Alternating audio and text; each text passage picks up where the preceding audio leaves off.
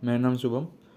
तो आज हम लोग पढ़ेंगे इक्लिप्स। उससे पहले हम लोग ये सब पढ़ चुके थे, जो ऊपर वाला था इंडियन स्टैंडर्ड टाइम, फिर जीएमटी के बारे में, ग्रीन मीन टाइम के बारे में पढ़ लिया था हम लोग ने। फिर मैंने बोला था 1 degree is equal to how many minute, ये सब मैंने समझाया था आप लोग को। फिर इंटरनेशनल डेट लाइन के बारे में पढ़ा था। इंटरनेशनल डेट लाइन कब फिक्स्ड किया गया था उसका ईयर भी मैंने बोला था, शायद 1884 को बोला था। आप लोग देख सकते सारा वीडियो, आपको पता चल जाएगा। चलिए आज हम लोग इक्लिप्स के बारे में पढ़ेंगे, मतलब ग्रहण के बारे में पढ़ेंगे। दो टाइप का ग्रहण होता है, एक सूर्य ग्रहण, एक चंद्र ग्रहण। इसको बोला जाता है इंग्लिश में solar Eclipse and lunar Eclipse. चलिए इसके बारे में हम लोग पढ़ते देखते हैं क्या होता है ये सब चीज़। तो सोलर इक्लिप्स किसे बोलते हैं?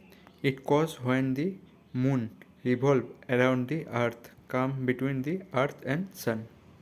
ठीक है, इसको बस अभी सुन के रखो, मैं इसको इमेज दिखाऊंगा, इमेज देख के आपको पूरा क्लियर हो जाएगा मैं क्या बोलना चाहता हूँ। ठीक है, इसमें फिर lunar eclipse when the earth come between the moon and sun, तो इसको बोलते हैं लूनर इक्लिप्स। चलिए मैं आप लोग को अभी इमेज दिखा के एक्सप्लेन करता हूँ कि ये सब चीज़ क्या है, कैसे इसको हम लोग बोलेंगे सोलर इक्लिप्स, कैसे हम लोग इसको बोलेंगे लूनर इक्लिप्स। आपको यही समझना है।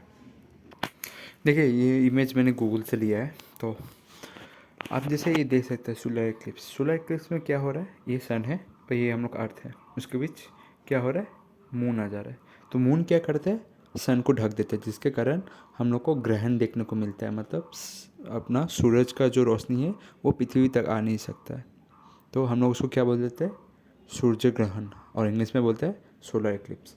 अगर हम लोग लूनर इक्लिप्स के बारे में बोले तो ये सन है और ये अर्थ है। ठीक है, तो क्या होता है, और इधर मून है। तो क्या होता है जब हम लोग अभी चंद्र ग्रहण के बारे में बोल रहा हूँ। ठीक है, तो क्या होता है जब हम लोग शाम होता है, ठीक है, तो शाम को क्या होना चाहिए, चांद तो दिखना चाहिए। चांद जब हम लोग को नहीं दिखता है, क्यों नहीं दिखता है, क्योंकि उसके बीच, मतलब सूरज और चांद के बीच क्या हो गया, अर्थ आ गया। तो अर्थ जो है सूरज का रोशनी को ढक दे रहा है, जो कि पास नहीं हो पा रहा है तुम्हारे मून तक। मून तक पास नहीं होगा तो मून चमकेगा कैसे, नहीं चमक पाएगा ना। तो जिसके कारण मून हम लोग को नहीं दिखाई देता है, तो हम लोग उसको क्या बोलते हैं, चंद्र ग्रहण और लूनर इक्लिप्स। यही दो टाइप के इक्लिप्स है। अभी इसमें कुछ कुछ पार्ट है जो आप लोग को पता होना चाहिए। ठीक है, तो उसके बारे में मैं बोलता हूँ। शायद ये आपका ऑरेंज बुक में नहीं दिया है, बट एग्ज़ाम में पूछा जाता है कि ये वाला पोर्शन को क्या नाम से बोला जाता है, जहाँ पर ज़्यादा डार्क होता है, जहाँ पर ज़्यादा लाइट होता है, उस दो जगह को क्या बोला जाता है। चलिए मैं उसका उन्हें दिखाता हूँ। जैसे कि ये वाला जा रहा है ना, ये दो लाइन जा रहा है, आपको मैं क्लियर से दिखाता हूँ। तो ये का बीम जा रहा है और ये वाला बीम जा रहा है। ठीक है, तो आप अगर इस इमेज से परफेक्ट होगा आपका, ये वाला बीम जा रहा है, ये वाला बीम जा रहा है, तो इधर में आ गया आपका चांद। तो चांद के मिडिल में जो आपको डार्क दिख रहा है, डार्क वाला साइड, तो डार्क वाला साइड को उसका कुछ नाम है, तो उसका मैं बोलता हूँ आप लोग को। तो एक इमेज ला के पूरा प्रॉपरली आप लोग को डिफाइन कर देता हूँ ये चीज़ क्या है। तो चलिए जानने से पहले मैं एक चीज़ में ये सोलर इक्लिप्स के टाइप के बारे में बोल देता हूँ, क्योंकि वो भी इम्पोर्टेंट है, वो भी बहुत बार एग्ज़ाम में पूछा जाता है। ठीक है, तो हम लोग देखते हैं। तो 3 टाइप ऑफ सोलर इक्लिप्स है, आप लोग को पहले नाम पता होना चाहिए। एक है टोटल सोलर इक्लिप्स, एक है पार्शियल सोलर इक्लिप्स, एक है एनएलआर सोलर इक्लिप्स। ठीक है, तो ये 3 टाइप का सोलर इक्लिप्स होता है। आपको मैं इमेज से समझाऊंगा तभी आपको समझ में, ऐसे कोई आपको समझ में नहीं आने वाला है। ठीक है, तो चलिए मैं दिखाता हूँ आप लोग को इमेज।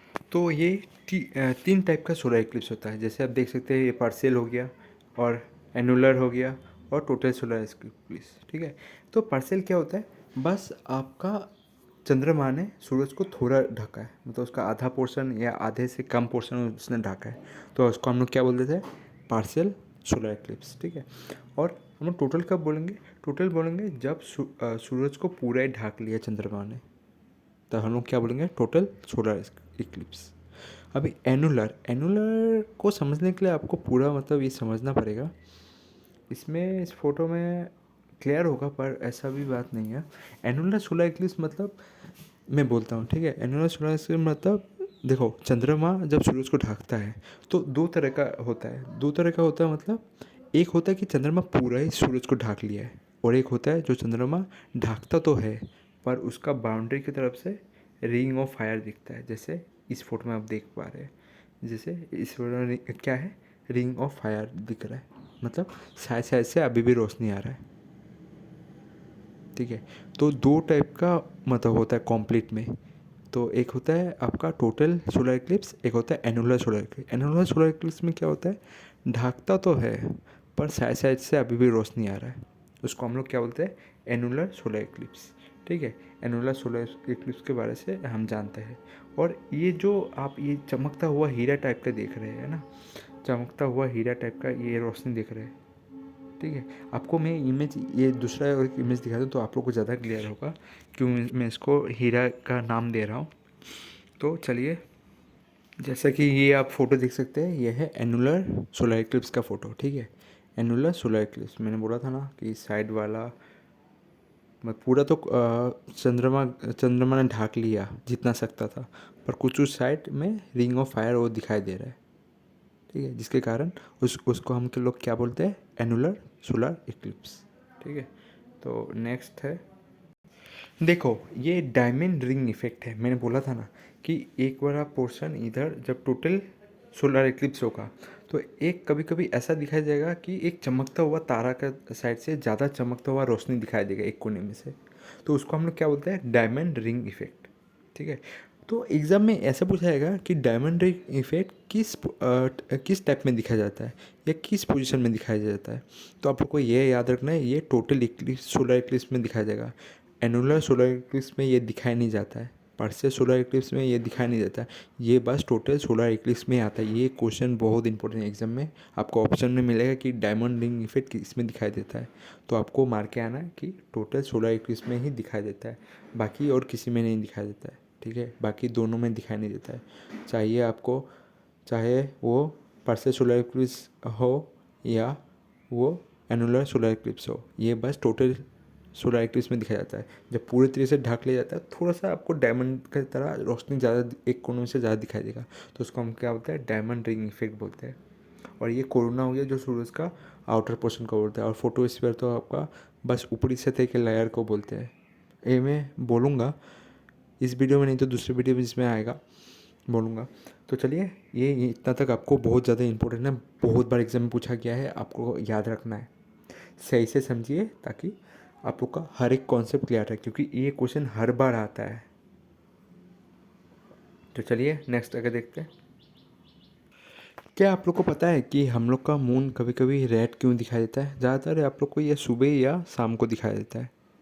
आप लोग को शायद पता होगा कि जब सूरज का रोशनी हम लोग का अर्थ तक पहुंचता है, और अर्थ क्या करता है, maximum of the sunlight absorb कर लेता है, और जो एब्जॉर्ब नहीं कर पाता है वो एटमॉस्फेयर से क्या करता है, रिफ्लेक्ट कर देता है। रिफ्लेक्ट करके क्या होता है, बाकी सब कुछ जो बचा कुछ लाइट था वो रिफ्लेक्ट होकर एटमॉस्फेयर पे घूमना शुरू कर देता है, जिसके कारण वो स्कैटरिंग ऑफ लाइट हो जाता है। ठीक है, और उसमें क्या होगा कि आप लोग का ये दिखाई देगा कि वो जो आप लोग का जो लाइट गया है बाहर में, वो क्या करेगा, मून को रेड करना, मतलब लाइट को स्कैटरिंग करने के बाद वो रेड या ऑरेंज दिखना शुरू हो जाएगा, जिसके कारण आपको सुबह या शाम को वो रेड दिखाई देता है चंद्रमा कभी कभी।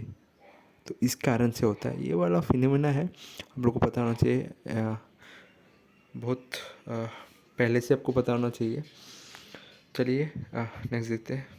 तो आपके लिए ये 2-3 पॉइंट मैंने लिख दिया है कि देखो आप लोग ये पार्शियल सोलर इक्लिप्स अगर पढ़ना है, where in the moon block the just a part of sun, इसको क्या बोलते हैं, पार्ट ऑफ सन को ब्लॉक कर रहा है उसको हम लोग क्या बोलते हैं, पार्शियल सोलर इक्लिप्स।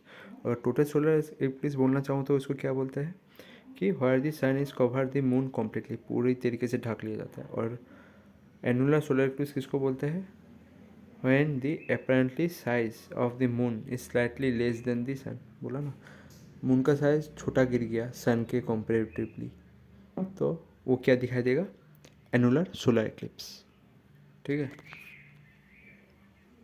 तो मैं अभी ये 2-3 वर्ड है जिसके अब बारे में आप लोग को मतलब पता होना चाहिए।